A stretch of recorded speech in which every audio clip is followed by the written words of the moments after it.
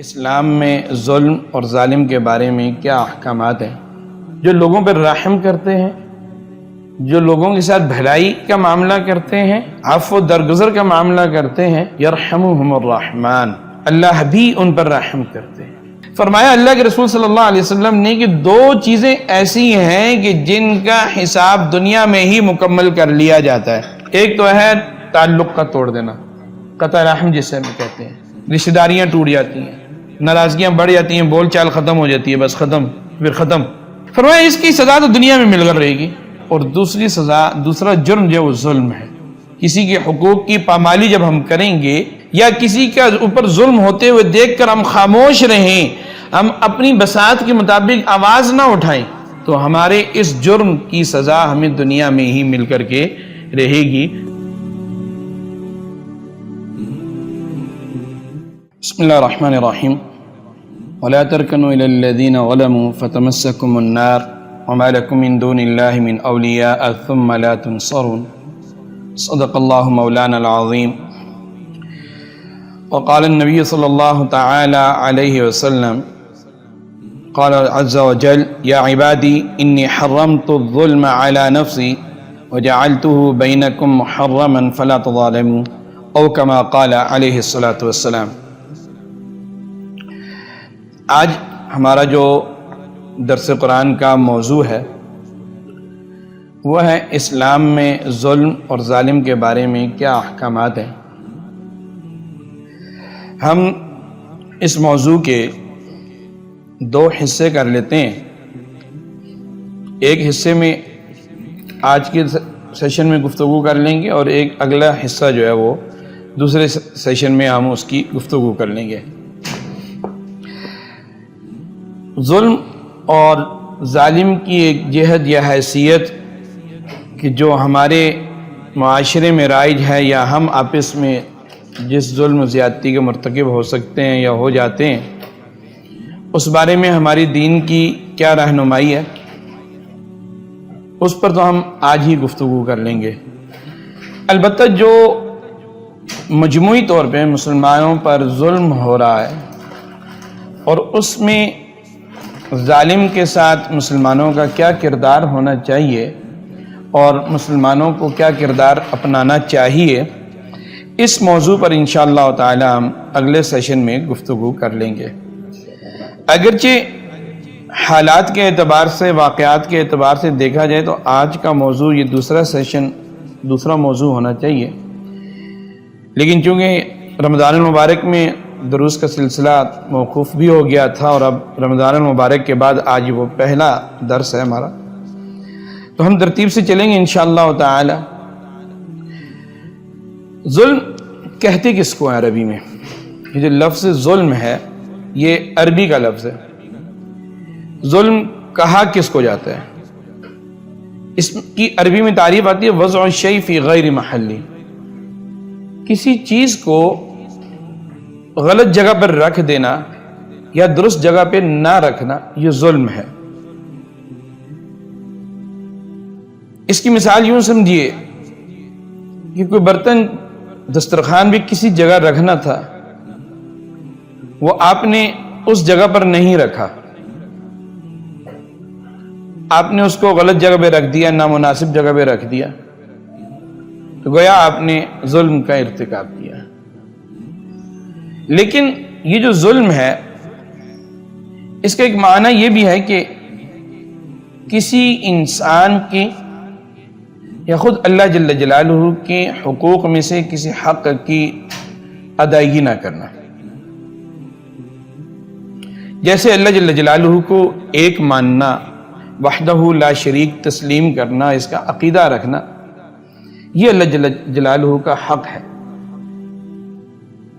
اب کوئی شخص اس حق کو تسلیم نہ کرے، اس حق کو قبول نہ کرے، اور اس کی ذات میں یا اس کی صفات میں یا اس کی عادات میں یا اس کے اختیارات میں یا اس کی طاقت و قوت میں، کسی بھی معاملے میں، کسی بھی صورت میں، کسی بھی دوسرے کو، غیر اللہ کو، اللہ کے علاوہ کو، کوئی بھی چیز ممکن ہے، اس کے ساتھ شریک ٹھہراتا ہے، تو یہ بھی ظلم ہے۔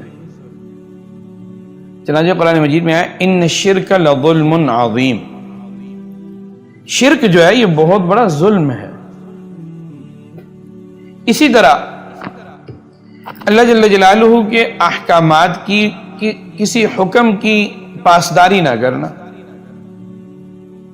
اللہ جل جلالہ نے ہمیں 5 وقت کی نمازوں کی ادائیگی کا حکم دیا، ہم نماز ادا نہیں کر رہے یا روزے نہیں رکھ رہے، تو یہ بھی ظلم ہے۔ اور ایک تیسری قسم ہے کہ اللہ جل جلالہ کے بندوں کے حقوق میں کوتاہی کرنا، یعنی کہ جو بندوں کے حق جو اللہ جل جلالہ کی دیگر بندے ہیں، دیگر مخلوقات ہیں، ان کے جو حقوق ہمارے ذمہ لازم ہیں، ان حقوق کی پاسداری نہ کرنا، ان کی ادائیگی میں غفلت کا مظاہرہ کرنا، یہ بھی ظلم کی تعبیر میں یا تعریف میں شامل ہے۔ جیسے شادی شدہ انسان کی زندگی میں اس کی بیوی کے حقوق ہوتے ہیں، اس کے بچوں کے حقوق ہوتے ہیں، اس کے والدین کے حقوق ہوتے ہیں، معاشرے میں بسنے والے دیگر انسانوں کے حقوق ہوتے ہیں، ہمسایوں کے حقوق ہوتے ہیں، یا وہ جس دفتر میں کام کر رہا ہے یا وہ جس فیکٹری کو اون کر رہا ہے، جس جگہ کا وہ مالک ہے، وہاں اس کے سب آرڈینیٹس جو ہیں، اس کے ملازمین جو ہیں، ان کے حقوق ہیں، جس کو ہم حقوق العباد سے بھی تعبیر کر سکتے ہیں۔ ان حقوق العباد میں سے کسی حق میں کوتاہی کر لینا، اور یہ جو زیادتی ہے، یہ جو کوتاہی ہے، یہ بھی ظلم ہے۔ رسول اللہ علیہ السلام کی جو حدیث طیبہ میں نے آپ کو سنائی ہے، یہ حدیث قدسی ہے۔ فرمایا اللہ کے رسول صلی اللہ علیہ وسلم نے کہ اللہ جل جلالہ فرماتے ہیں یا عبادی انی حرمت الظلم علی نفسی، میرے بندو میں نے اپنے اوپر حرام کر دیا ہے ظلم کرنے کو۔ حالانکہ اللہ جل جلالہ سے ظلم ہوتا نہیں ہے، نہ ہو سکتا ہے، لیکن اس بات کی اہمیت کو بیان کرنے کے لیے اللہ جل جلالہ نے اپنی طرف نسبت کر کے فرمایا کہ انی حرمت الظلم علی نفسی، میں نے اپنے اوپر ظلم جو ہے اس کو حرام کر دیا۔ وَجَعَلْتُهُ بَيْنَكُمْ مُحَرَّمًا، اسی طرح میں نے اس ظلم کو تمہارے درمیان بھی حرام کر دیا۔ یعنی کہ جب میں نے اپنے اوپر اس بات کو حرام کر دیا ہے، انسانوں پر حرام کرنے سے پہلے یا اس کے اظہار سے پہلے اپنی ذات عالی کی طرف نسبت فرمائی کہ میں نے اس کو اپنے اوپر حرام کر دیا، اور پھر میں نے اس کو تمہارے درمیان بھی حرام کر دیا، یعنی کہ تم بھی ظلم نہیں کر سکتے، فلا تظالموا، بس آپس میں ظلم کا مظاہرہ نہ کیا کرو یا ظلم نہ کیا کرو ایک دوسرے پر۔ بلکہ یہ جو ظلم انسان سے تبھی صادر ہوتا ہے یا تبھی انسان سے ممکن ہوتا ہے کہ جب انسان جو ہے کسی کے حق کی ادائیگی کرے، اس کے دل میں بھلائی نہ ہو، بلکہ ظلم کے مقابلے میں جو خیر و بھلائی کی صفت ہے، جس کی طرف اللہ جل جلالہ جو اللہ جل جلالہ کی ذات کی طرف منسوب ہے، الرحمن الرحیم، تو فرمایا کہ الراحمون یرحمہم الرحمن، جو لوگوں پر رحم کرتے ہیں، جو لوگوں کے ساتھ بھلائی کا معاملہ کرتے ہیں، عفو درگزر کا معاملہ کرتے ہیں، یرحمہم الرحمن، اللہ بھی ان پر رحم کرتے ہیں۔ اور جب انسان دوسروں کے حقوق کی ادائیگی میں کوتاہی کا مظاہرہ کرنا شروع کر دیتا ہے، تو ایک حدیث پاک کا خلاصہ یہ ہے کہ اللہ کے رسول صلی اللہ تعالی علیہ وسلم نے قیامت کے دن اس شخص کی طرف سے وکیل مقرر ہونے کا ارشاد فرمایا کہ میں اس کی طرف سے جھگڑا کروں گا اور میں اس کو حق لے کر کے دوں گا۔ اور دنیا میں اللہ کے رسول صلی اللہ علیہ وسلم فرماتے ہیں اتقوا دعوت المظلوم، مظلوم کی دعوت سے، جس کے اوپر ظلم کیا جا رہا ہے اس کی بددعا سے بچو۔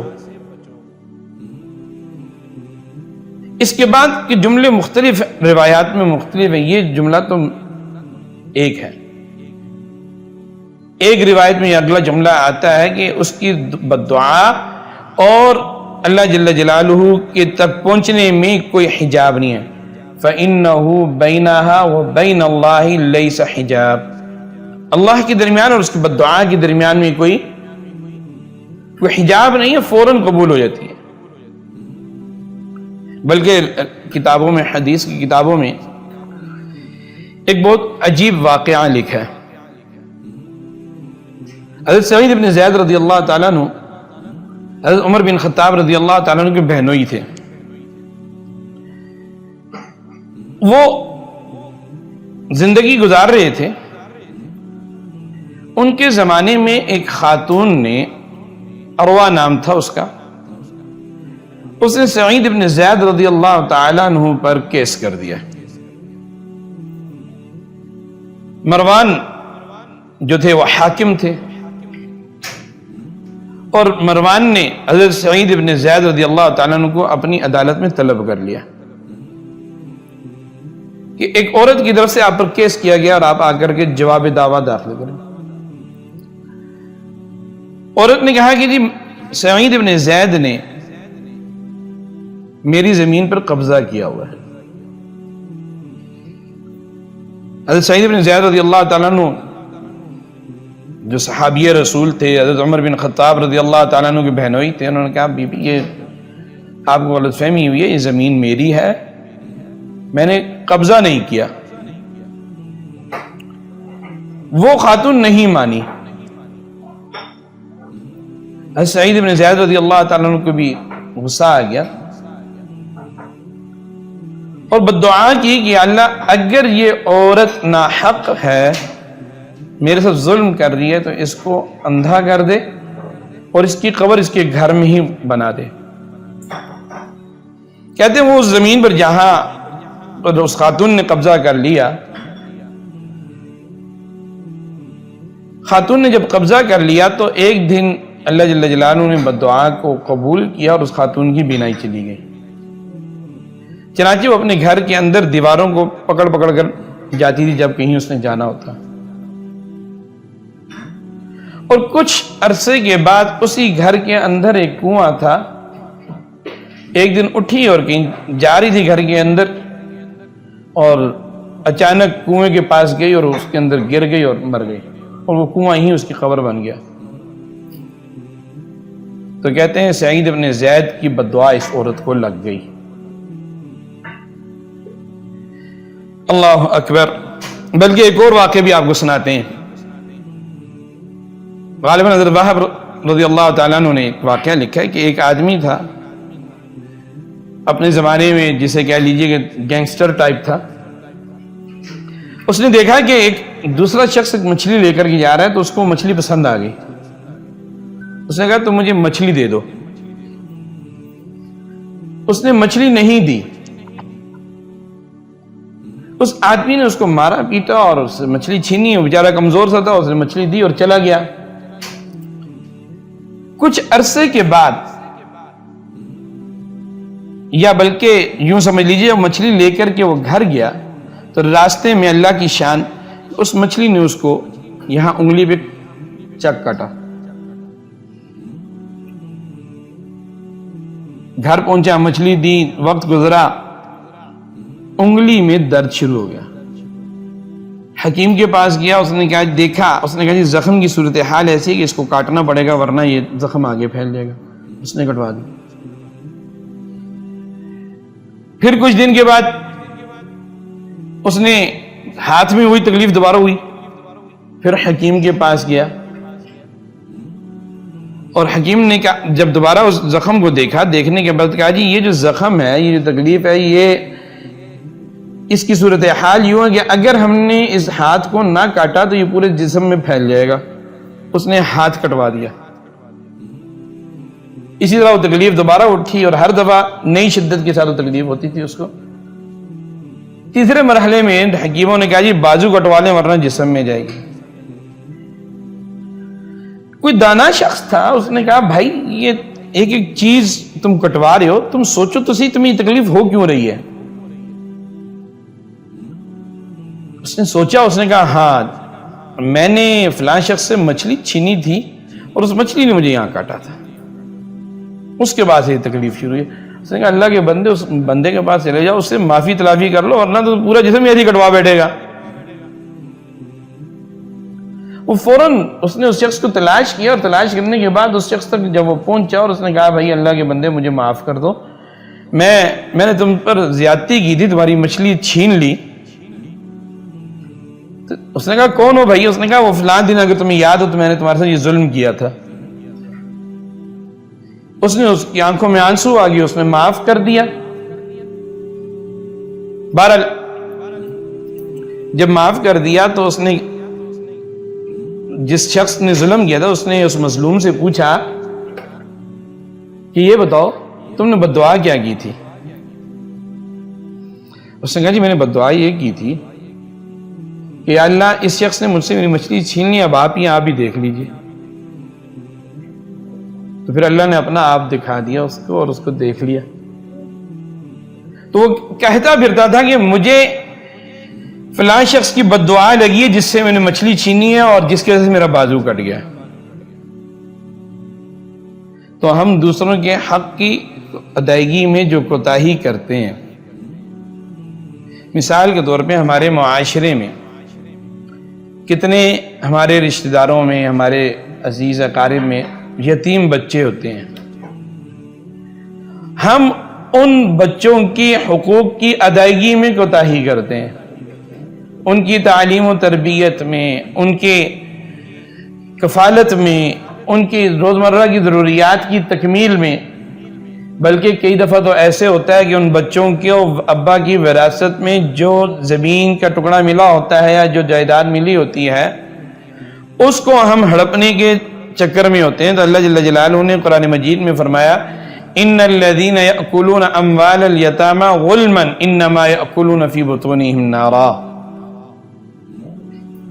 کہ فرمایا کہ جو یتیموں کا مال جو ہے ناحق طریقے سے کھاتے ہیں، ظلم سے ہڑپتے ہیں، انما یأکلون فی بطونہم نارا، تو وہ اپنے پیٹ میں آگ ڈال رہے ہیں، آگ کا ٹکڑا ڈال رہے ہیں۔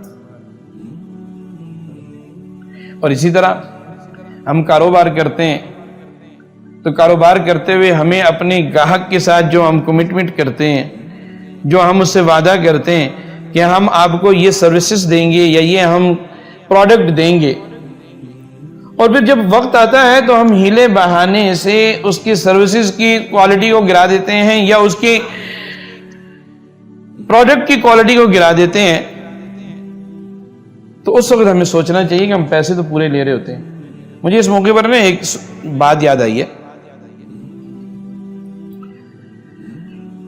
بعض اوقات ہماری مارکیٹ میں ایسے ہوتا ہے کہ کوئی شخص ہم سے کوئی چیز خریدتا ہے یا ہم سے سروسز لیتا ہے، جب ڈیل مکمل ہو جاتی ہے تو کہتے ہیں جی آپ ہمیں ڈسکاؤنٹ دے دیں۔ تو جو دکاندار ہوتا ہے یا سروس پرووائڈر ہوتا ہے وہ اس کو ڈسکاؤنٹ بھی آفر کر دیتا ہے، جی یہ لیں میں نے آپ کو اتنا ڈسکاؤنٹ دے دیا۔ اب جب کسٹمر ڈسکاؤنٹ لیتا ہے تو اس کے ذہن میں یہ ہوتا ہے کہ میں نے جن کوالٹیز پہ یہ ریٹ مجھ سے مانگ رہا تھا کوالٹیز وہی دے گا، لیکن اس نے ریٹ میں کمی کر دی ہے، پیسوں میں کمی کر دی ہے۔ لیکن معاملہ اس کے برعکس ہوتا ہے کہ ہم کوالٹی چیز کی یا پروڈکٹ کی یا سروس کی کوالٹی کو بھی ہم ڈاؤن کر دیتے ہیں، اور ذہن میں ہمارے یہ ہوتا ہے یا دل و دماغ میں ہمارے یہ ہوتا ہے کیونکہ اس نے پیسے بھی تو کم کرائے ہیں نا بھائی، جب اس نے پیسے کم کرائے ہیں تو کوالٹی بھی ڈاؤن ہو جائے گی۔ کسٹمر کو ہم نہیں بتاتے کہ ہم آپ کے پیسے کم کر رہے ہیں تو ہم آپ کی کوالٹی کو بھی ڈاؤن کریں گے، یہ کسٹمر کے اوپر ظلم ہے۔ تو دیکھیے جب ہم کسٹمر پر ظلم کریں گے اور اس ظلم کے نتیجے میں جو ہمیں مال حاصل ہوگا یا جو رزق حاصل ہوگا وہ رزق حلال کیسے ہوگا، اس میں برکت کیسے ہوگی؟ بلکہ اللہ کے رسول صلی اللہ علیہ وسلم فرماتے ہیں تین باتیں ایسی ہیں کہ جن کے بارے میں مجھے اپنی امت کے بارے میں بہت زیادہ خوف ہے۔ ان میں سے ایک بات ہے دعوت المظلوم، جس کا حق دبایا گیا ہو یا جس کے حق کو ہم نے اپنے عہدے کے، اپنی طاقت کے یا اپنے کسی بھی معاملے کا ناجائز استعمال کرتے ہوئے ہم نے اس کا حق دبا دیا اور اس کے منہ سے کوئی بد دعا نکل گئی، کوئی غلط بات میرے حق میں نکل گئی، تو اللہ کے رسول صلی اللہ علیہ وسلم فرمایا مجھے اپنی امت کے بارے میں اس چیز کا خوف ہے۔ بلکہ مظلوم کی بد دعا کے لیے اللہ کے نبی صلی اللہ علیہ وسلم نے جو لفظ استعمال کیا المستجابہ، کہ مظلوم کی بد دعا یعنی کہ جس کا حق مارا گیا ہے اس کی بد دعا قبول ضرور ہوتی ہے۔ ایک موقع پر سرکار دو عالم صلی اللہ تعالی علیہ وسلم نے فرمایا یہ بد دعا قبول ہوتی ہے اگرچہ اس کے قبول ہونے میں بسا اوقات اگر تھوڑی سی تاخیر بھی ہو جائے۔ تو ہمیں جو ہے نا اس چیز سے احتیاط کرنی چاہیے اور ہمیں دوسروں کے حقوق کی ادائیگی میں کسی قسم کی کوتاہی کا مظاہرہ نہیں کرنا چاہیے، خصوصاً جو ہمارے گھروں کے معاملات ہیں، ہمارے اپنے بیویوں کے معاملات ہیں، اس کے بارے میں رسول اللہ صلی اللہ علیہ وسلم نے اس میں ہم پھر کی بھی گفتگو بھی کریں گے کہ ہم اپنی بیویوں کے حقوق کی ادائیگی، جو ذمہ داریاں، حقوق سے مراد جو اللہ کے رسول صلی اللہ علیہ وسلم نے ہمیں ذمہ داریاں دی ہیں ان کے رہن سہن سے متعلق، اس میں جو کوتاہی ہوتی ہے، چنانچہ فرمایا کہ تم میں سے بہتر شخص وہ ہے کہ جو اپنی عورتوں کی ذمہ داریوں کو بخوبی نبھائے، اور میں تم سب میں بہتر ہوں جو میں اپنی عورتوں کی ذمہ داریوں کو سب سے بہتر انداز سے نبھاتا ہوں۔ اللہ اکبر۔ اللہ کے رسول صلی اللہ علیہ وسلم فرماتے ہیں لوگ جب ظالم کو ظلم کرتا ہوا دیکھیں اور اسے نہ روکیں تو قریب ہے کہ اللہ کی طرف سے ان سب پر عذاب نازل ہو جائے۔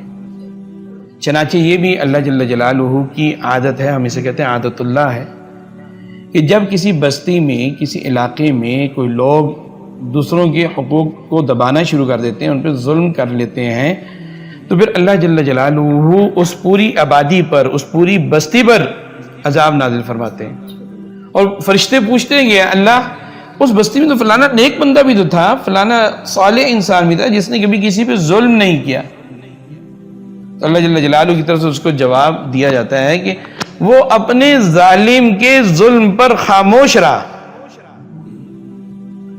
تو اس کی خاموشی جو ہے کہ وہ اس کو اس بات کی دلیل ہے کہ وہ اپنے اس ظالم کے ظلم پر راضی ہے۔ چنانچہ یہ ہماری شرعی ذمہ داری بنتی ہے کہ جب ہم کسی کو غلط کام کرتے ہوئے دیکھیں، کسی کے حقوق کی ادائیگی میں کوتاہی دیکھیں، تو ہماری پہلی یہ شرعی ذمہ داری بنتی ہے کہ ہم اس کو ہاتھ سے پکڑ کے منع کریں، اگر ہمارے پاس طاقت ہے، ہمارے پاس اختیار ہے۔ اگر ہم یہ سمجھتے ہیں کہ ہم اس کو ہاتھ سے پکڑ کر روک نہیں سکتے، تو پھر ہماری یہ ذمہ داری بنتی ہے کہ ہم اس کو زبان سے سمجھائیں، ہم اس کو بتائیں کہ تم یہ جو کام کر رہے ہو یہ غلط کر رہے ہو، حکمت سے، دعوت کے انداز سے، اس کی بھلائی کو مد نظر رکھتے ہوئے۔ اور آخری درجہ جو رسول اللہ صلی اللہ علیہ وسلم نے فرمایا کہ اگر ہم اس کو ہاتھ سے بھی نہیں منع کر سکتے، زبان سے روک بھی نہیں سکتے، تو پھر یہ ہم کہہ رہے ہیں کہ اس کے اس غلط عمل کو دل سے برا جانے، وذالک اضعف الایمان، اور یہ ایمان کا سب سے کمزور ترین درجہ ہے۔ لکھا ہے کہ کتابوں میں ایک بادشاہ جو تھا وہ شام کے وقت اپنے علاقے کے سحر و تفریح کے لیے نکلا، تو گھومتے گھومتے وہ ایک باغ میں پہنچ گیا، باغ کا دروازہ کھٹکھٹایا تو وہاں اندر داخل ہوا، میزبان نے اس کو بٹھایا، میزبان کو معلوم نہیں تھا کہ یہ بادشاہ وقت ہے، اس نے کہا جی مجھے پیاس لگی ہے تو مجھے آپ کچھ پلا دیں، تو میزبان نے اس کو اپنے باغ میں موجود انار کے درختوں سے انار توڑ کر اس کا جوس اس کو پلایا۔ بادشاہ کو وہ جوس بہت پسند آیا، اس نے کیا کیا جناب، تھوڑی دیر کے بعد دوبارہ اس نے جوس مانگا۔ اب جب جوس آیا تو جوس کا وہ ذائقہ نہیں تھا، مقدار بھی کم تھی، اس نے میزبان سے پوچھا کہ بھائی ابھی ذائقہ بھی وہ نہیں ہے اور مقدار بھی کم ہے. وہ جو باغ کا مالی تھا یا جو باغ کا رکھوالا تھا وہ بڑی عمر کا ذرا جہاندیدہ قسم کا آدمی تھا. اس نے کہا مجھے لگتا ہے کہ بادشاہ کی نیت بدل گئی ہے. اس نے کہا جی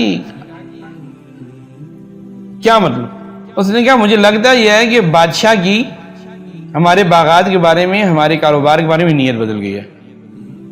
تو آخرکار بادشاہ نے اس کو کہا کہ ہاں معاملہ ایسے ہی ہے، میں بادشاہ میں ہی ہوں. تمہیں کیسے اندازہ ہوا؟ اس نے کہا جی پہلے انار کا پیالہ جب ہم نے بھرا جوس سے تو ایک ہی دانے سے پورا ہو گیا. ابھی جب ہم نے بھرا تو ایک دانے سے زائد کئی دانے بھرنے پڑے. تو پہلے ایک ہی دانے میں اللہ نے اتنی برکت رکھی تھی کہ وہ ایک پیالہ بھر گیا، اور اب برکت اتنی ختم ہو گئی کہ ایک پیالے میں کئی دانے ہمیں نچوڑنے پڑے.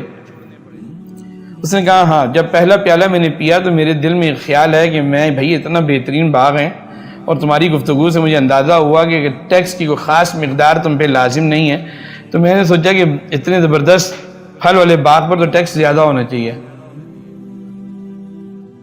تو مجھے اپنی نیت کا پھل موقع پہ مل گیا، میں اپنی نیت واپس لیتا ہوں. یہ اور پہلے زمانے میں بادشاہ جو ہوا کرتے تھے وہ تھوڑے سے فکر مند بھی ہوا کرتے تھے. ایک اور واقعہ لکھا کہ ایران کا ایک بادشاہ تھا، اس کے سپاہیوں نے ایک جگہ سے گزرتے ہوئے ایک خاتون کی گائے ذبح کر دی. وہ گائے اس خاتون کو بہت ہی عزیز تھی. وہ بڑی پریشان ہوئی کہ یہ اب کیا کروں میں. اللہ اکبر. کسی نے اس کو مشورہ دیا کہ بھائی بادشاہ کے سپاہی تو تمہیں اس کا جواب نہیں دیں گے، نہ اس کی قیمت دیں گے، تم ایک کام کرو کسی طریقے سے بادشاہ کو اپروچ کرو. اس نے کہا ٹھیک ہے. بادشاہ ادھر گیا ہوا تو جب واپس آئے گا تو اس سے ملوں گی. تو وہ ایک دریا کے پل کے ایک کنارے پہ بیٹھ گئی. تو سامنے سے اچانک کچھ دیر کے بعد بادشاہ آتا ہوا نظر آیا تو وہ خاتون کھڑی ہوگی اور اس نے اس کی گھوڑے کی لگام پکڑ لی اور کہا کہ بادشاہ سلامت، میرے اوپر جو ظلم ہوا ہے اس کا حساب اس پل پر کرنا ہے یا پل صراط پہ کرنا ہے؟ تو بادشاہ نے کہا کہ جی میں تو اسی پل پر کر سکتا ہوں، اس پل کی تو میرے میں ہمت نہیں ہے. چنانچہ اس خاتون کو اس کی گائے کی جو قیمت تھی بادشاہ سلامت نے اس کو ادا کر کے اس کے ظلم کا مداوع کیا.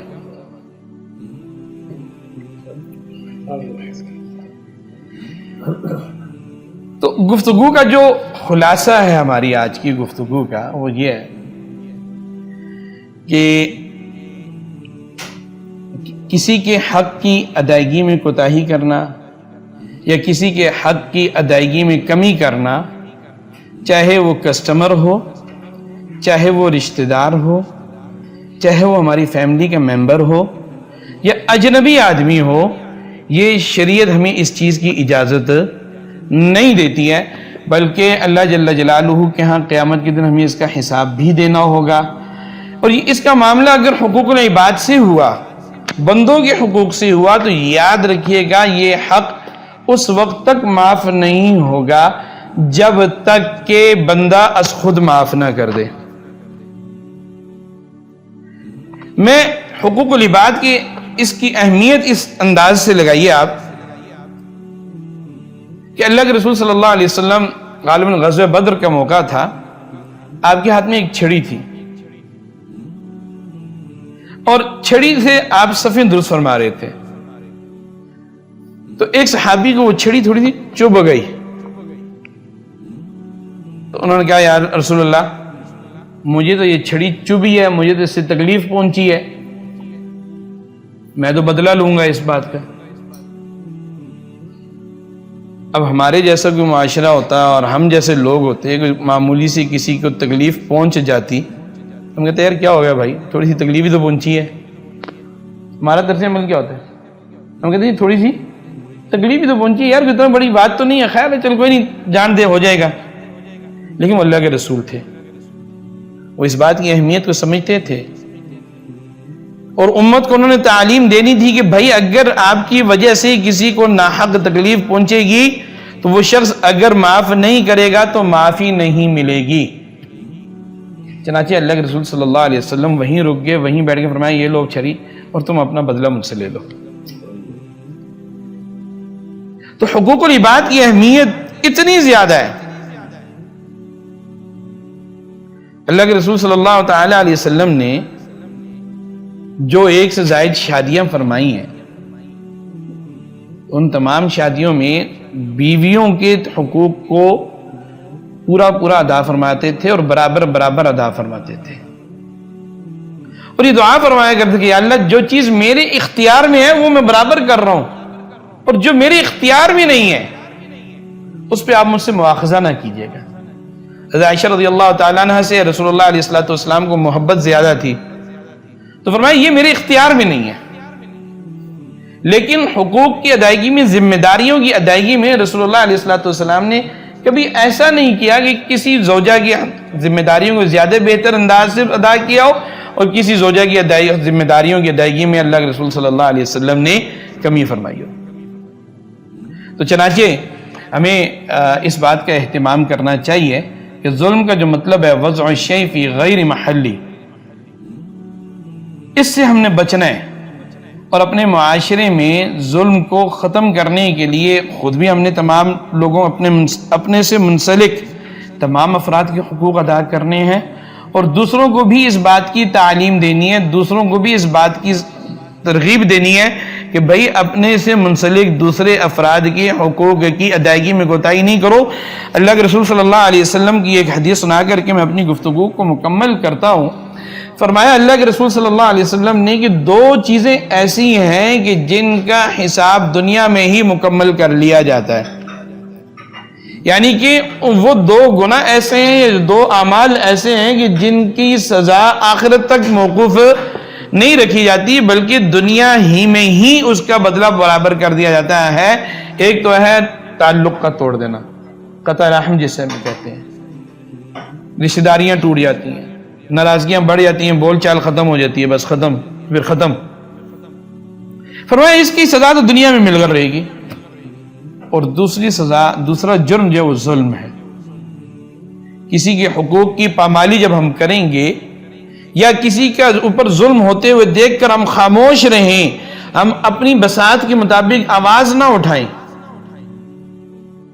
تو ہمارے اس جرم کی سزا ہمیں دنیا میں ہی مل کر کے رہے گی۔ اللہ جل جلالہ مجھے اور آپ کو ظلم سے ہماری حفاظت فرمائے۔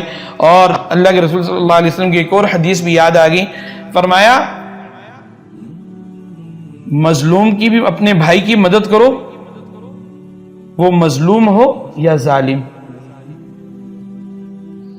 اللہ صحابہ کرام نے عرض کیا یا رسول اللہ مظلوم کی بات تو سمجھ میں آ گئی ہے کہ اس کی مدد کی جائے، ظالم کی مدد کیسے کریں؟ فرمایا اس کو ظلم سے روک دو۔ اس سے بھی تعلیم ملتی ہے ہمیں کہ اگر ہماری آنکھوں کے سامنے کوئی شخص کسی کے ساتھ زیادتی کر رہا ہو تو ہمارا فرض بنتا ہے کہ ہم اس کو سمجھائیں، اس کو اول تو منع کریں، منع نہیں کر سکتے تو ہم اس کو سمجھائیں، سمجھا نہیں سکتے تو کم از کم اپنی بیزاری کا اور اپنی ناپسندیدگی کا اظہار تو ہم کر سکتے ہیں۔ چنانچہ آج کا درس میں اس دعا کے پر مکمل کرتا ہوں کہ اللہ جل جلالہ میری بھی اور آپ سب کی بھی ظلم سے بھی حفاظت فرمائے، اور ہمیں ظالموں کو بھی ظلم سے روکنے کی قوت اور طاقت نصیب فرمائے۔ وما علینا الا البلاغ المبین۔